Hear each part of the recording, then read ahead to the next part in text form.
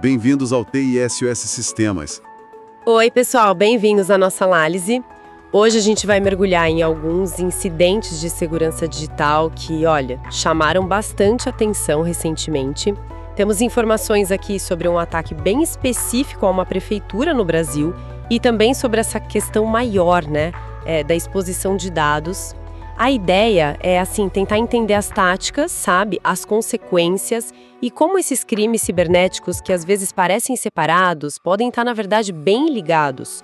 No fundo, como isso tudo impacta a segurança dos sistemas e, claro, das nossas informações. Bom, vamos lá destrinchar isso. Exato.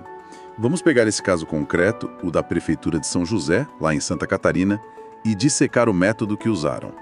E, a partir daí, a gente pode ampliar a discussão para essa vulnerabilidade geral dos nossos dados online, né? Tentando conectar os pontos entre esses cenários. Ótimo. O detalhe é um ataque hacker lá na prefeitura. E o plano era ousado, hein? Tentar desviar, tipo, 2,5 milhões de reais dos cofres públicos. Parece que foram umas 11 tentativas de ordens de pagamento. A maior parte foi bloqueada, felizmente. Mas uma delas passou e aí o prejuízo foi real, 85 mil reais.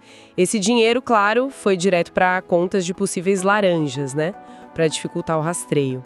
Pois é, e o interessante aqui já é a metodologia. Pelo que tudo indica, o acesso inicial não foi quebrando barreiras técnicas super complexas. Sabe? Parece que o grupo usou credenciais válidas, de servidores da própria prefeitura. A grande questão é, como eles conseguiram essas credenciais?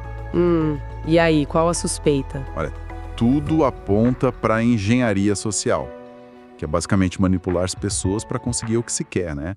Informação, acesso. O mais provável é phishing, aqueles e-mails ou mensagens falsas, super bem feitos às vezes, que enganam um funcionário.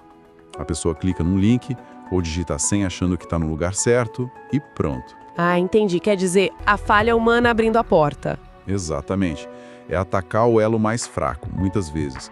Porque não adianta ter a melhor tecnologia se alguém, sem querer, entrega a chave, né? Faz todo sentido. E depois que eles entraram, o que fizeram lá dentro? Então, uma vez lá dentro, a coisa mudou. Eles não só usaram o acesso que conseguiram, mas eles expandiram esse acesso. Criaram novos usuários no sistema da prefeitura e, o ponto crucial, deram permissões de administrador para esses usuários novos. Caramba! Com isso, eles podiam autorizar os pagamentos fraudulentos como se fossem legítimos.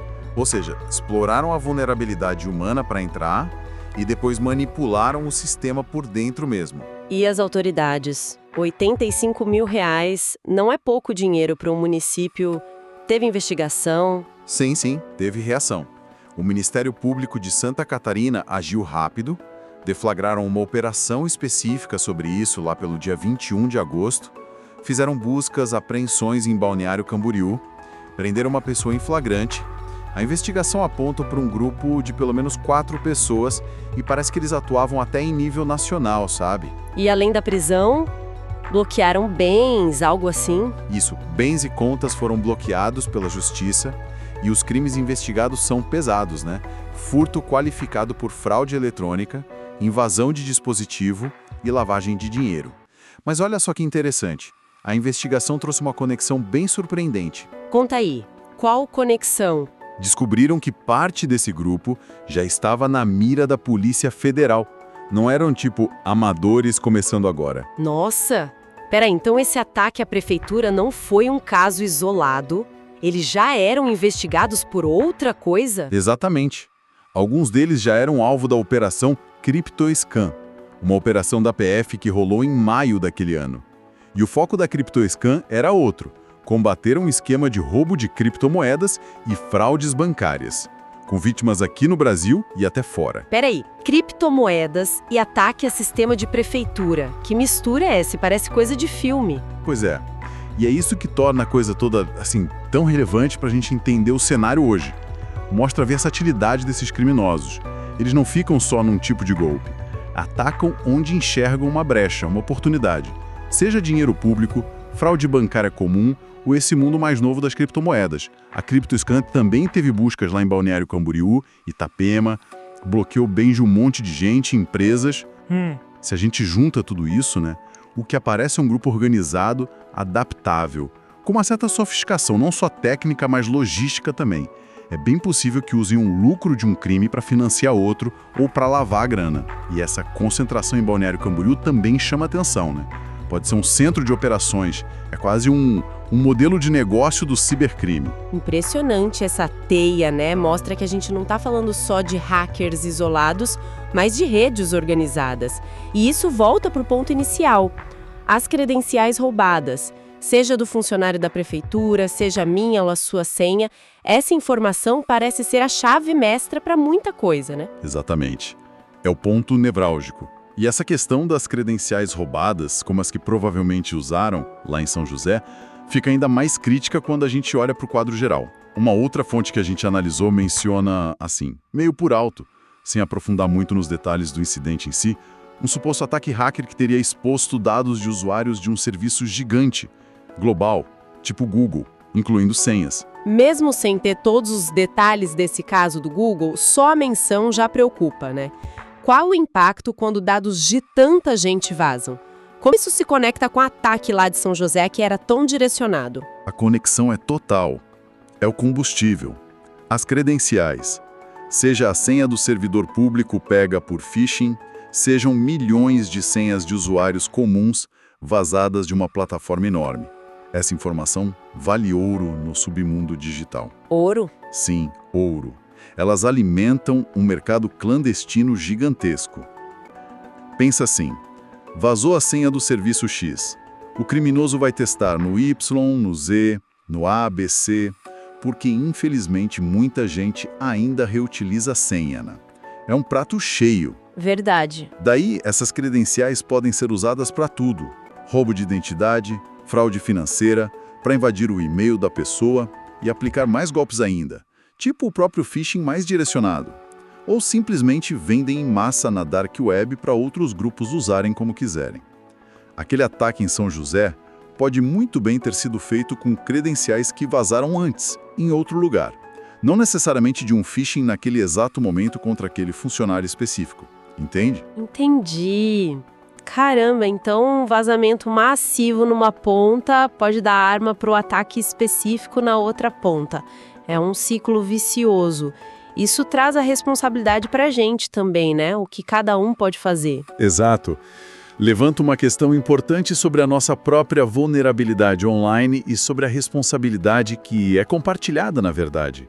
Por um lado, claro, as grandes empresas têm que proteger os dados que a gente confia a elas, investir pesado nisso, mas por outro lado, cada pessoa precisa ter hábitos de segurança mais fortes. Não tem jeito. Certo.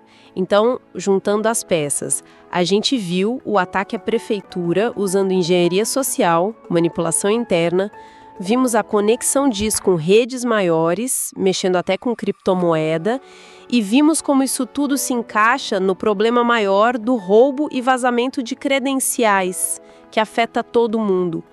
Qual é a grande lição que fica disso tudo? Olha, a principal conclusão para mim é ver como o cibercrime hoje é multifacetado, adaptável e principalmente interconectado. Não são caixinhas separadas. Os caras misturam táticas, exploram a tecnologia sim, mas exploram muito o fator humano, a psicologia. A sofisticação muitas vezes está na combinação dos métodos, sabe? Não numa única ferramenta super avançada. Vimos isso em São José. Engenharia social para entrar, depois a manipulação técnica para executar. E para as empresas, para as organizações? Fica muito claro que não adianta só ter sistema bom. É vital treinar as pessoas. Conscientização contra a engenharia social não é um luxo, é linha de defesa básica. Ensinar a desconfiar, a identificar armadilha, porque o fator humano é explorado o tempo todo. E para o cidadão comum? Aquele que pensa, mas eu não sou alvo, não tenho nada de interessante. A mensagem é crucial também. As nossas práticas individuais fazem muita diferença. Usar senhas fortes, sim, mas o principal, senhas únicas para cada serviço. Não repetir. Isso é difícil, né? Mas é essencial. E ativar a autenticação de 2 fatores, aquela verificação extra, geralmente com código no celular. Sempre que tiver disponível, ativa, dá uma camada a mais de proteção. E claro, manter aquela desconfiança saudável, né? Com e-mail, mensagem, link estranho. Ninguém está 100% imune, porque o dado que vaza de um lugar pode ser a porta de entrada para um ataque em outro totalmente diferente. Recapitulando então, a gente analisou a fundo esse ataque em Santa Catarina, viu as conexões com redes criminosas maiores e discutiu como a segurança dos nossos dados é central nisso tudo. Fica claro que a segurança digital é um jogo de gato e rato que não para, né? Com certeza. É um campo em constante evolução. E, para deixar uma reflexão final aqui, a gente viu como esses grupos já combinam fraude financeira, roubo de criptoativos, exploração de dados via engenharia social, vazamentos. Pensando nessa capacidade deles de adaptar e combinar táticas, qual será a próxima fronteira? Que novas misturas de métodos a gente pode esperar? Por exemplo, como é que a inteligência artificial generativa, que está tão em alta, pode ser usada para criar phishing ainda mais perfeito, ou para automatizar novos tipos de ataque? E, do outro lado, como a gente pode usar essa mesma IA para fortalecer as defesas?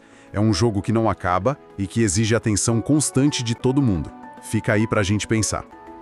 E para registrar, o diretor e editor deste roteiro é um engenheiro de software com pós-graduação e especialista em segurança da informação, especialista em pentest e hacking e pesquisador em perícia computacional, Clayton. Queremos convidar todo mundo a acompanhar o conteúdo do podcast TISUS Sistemas. A gente está tanto no YouTube quanto no Spotify, sempre trazendo essas discussões sobre segurança.